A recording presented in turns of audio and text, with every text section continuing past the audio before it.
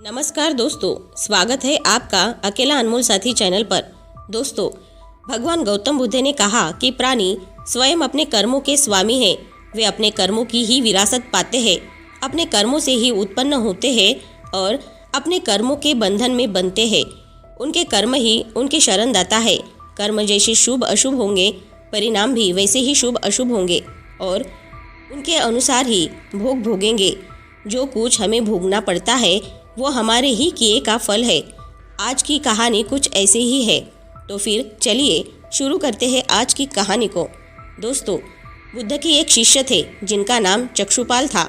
चक्षु का मतलब है आंखें, पर चक्षुपाल अंधे थे। एक बार चक्षुपाल बुद्ध के दर्शन की इच्छा से जेतवन आश्रम पहुँचे और बुद्ध को अपना श्रद्धा प्रमाण देने के बाद से ही आश्रम में रुक गए। एक रात चक्षुपाल आश्रम के बाहर ध्यान में मग्न टहल रहे थे और चलते चलते उन्होंने ज़मीन पर चलने वाले कुछ कीड़ों और मकोड़ों को कुचलते हुए चल दिए। चक्षुपाल तो अंधे थे और वह ज़मीन पर चलने वाले उन कीड़ों को देख नहीं पाए। अगली सुबह जब आश्रम के दूसरे शिष्यों ने कीड़ों को मरे हुए देखा तो उन्होंने चक्षुपाल की शिकायत बुद्ध से जाकर की। बुद्ध ने जब शिष्यों की शिकायत सुनी तो उन्होंने उनसे पूछा कि क्या तुमने चक्षुपाल को कीड़ों मकोड़ों को कुचलते हुए अपनी आंखों से देखा है? तो सभी शिष्यों ने मना कर दिया। उन्होंने अपनी आंखों से तो कुछ नहीं देखा। बुद्ध ने कहा कि जैसे तुम सब ने चक्षुपाल को कीड़ों को कुचलते अपनी आंखों से नहीं देखा, वैसे ही चक्षुपाल ने भी उन कीड़ों मकोड़ों को जमीन पर चलते हुए नहीं देखा था। इसीलिए चक्षुपाल इस पाप के दोषी नहीं है।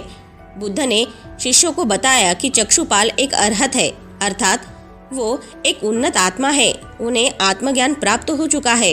अतः चक्षुपाल किसी भी प्राणी के प्रति हिंसा की भावना से कोई कर्म नहीं कर सकते। तब बुद्ध के शिष्यों ने उनसे पूछा कि अगर चक्षुपाल एक अरहत है तो आखिर किस पाप के कारण वे अंधे हैं? तब बुद्ध ने उन शिष्यों को चक्षुपाल के एक पूर्व जन्म की कहानी बताई। बुद्ध बोले कि चक्षुपाल अपने एक पूर्व जन्म में एक चिकित्सक के रूप में लोगों का इलाज करता था। उसने तब जानबूझकर एक औरत को अंधा बना दिया था। वो औरत उसके पास अपने आँखों के इलाज करवाने के लिए आई थी और उसने चिकित्सक को ये वादा किया था कि अगर उसकी आँखें पूरी तरह से ठीक हो गई तो वो अपने बच्चों के साथ जीवन भर उसकी दासी बनकर रहेगी। धीरे धीरे उस औरत की आँखें पूरी तरह ठीक हो गई, मगर वो औरत डर गई कि अब उसे अपने वादे के अनुसार जीवन भर चिकित्सक का गुलाम बनकर रहना पड़ेगा। और इस डर से उसने चिकित्सक से झूठ कह दिया कि उसकी आंखें ठीक ही नहीं हो रही। चिकित्सक समझ गया कि वो औरत अपने वादे से पीछे हट रही है और बदला लेने के लिए उसने उस औरत को एक ऐसी दवा दे दी जिससे वो जीवन भर के लिए अंधी हो गई। और अपने इसी पाप के कारण चक्षुपाल को अगले कई जन्मों तक अंधा बनकर पैदा होना पड़ा। चक्षुपाल के पूर्व जन्म की कहानी सुनने के बाद बुद्ध ने अपने शिष्यों से कहा, मन ही मुख्य है। इंसान की सभी प्रवृत्तियाँ मन से ही पैदा होती है। कोई भी इंसान अगर अशुद्ध मन के साथ कुछ बोलता या करता है तो दुख उसी तरह से उसके पीछे चलने लगता है, जैसे बैलगाड़ी के पहिए बैल के पैरों के पीछे पीछे चलते हैं। उस दिन बुद्ध के उपदेश सुनने के बाद कई दूसरे शिष्य भी अरहत हो गए, अर्थात उन्हें भी आत्मज्ञान की प्राप्ति हो गई। दोस्तों, ये कहानी हमें यही बताती है कि अनजाने में बिना किसी बुरी भावना के यदि कोई गलत कर्म हो जाता है तो वो पाप नहीं कहलाता।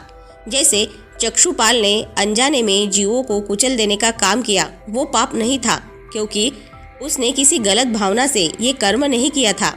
लेकिन अगर किसी बुरी भावना के चलते कोई किसी के साथ कुछ गलत करता है तो उसे उस गलत कर्म का फल लगातार दुख के रूप में भोगना ही पड़ता है। जैसे चक्षुपाल को भुगतना पड़ा, कई जन्मों तक उसे अंधा बन के पैदा होना पड़ा। हम सभी जीवन में अच्छे बुरे कर्म करते हैं, हम सबसे भी गलतियां होती है, पर महत्वपूर्ण है इंसान की भावना। अगर आपका मन शुद्ध है तो भूल भी क्षमा हो जाती है, लेकिन अगर आपकी भावना गलत है तो उसे गलत भावना से आप जो भी कर्म करेंगे या कहेंगे उसका बुरा फल आपको भोगना ही पड़ेगा। हम जो भी कर्म करते हैं उसका फल हमें अवश्य मिलता ही है। आप उस फल से भाग नहीं सकते।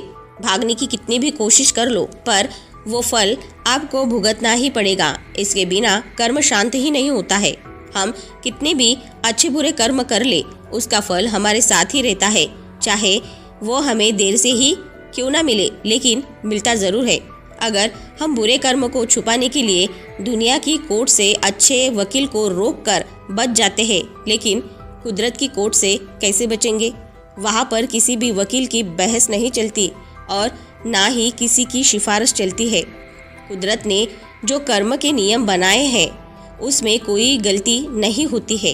कोई भी कर्म करो उसका फल हमें मिलता ही है। कर्म के नियम में किसी भी वकील या फिर जज की सिफारिश नहीं चलती है।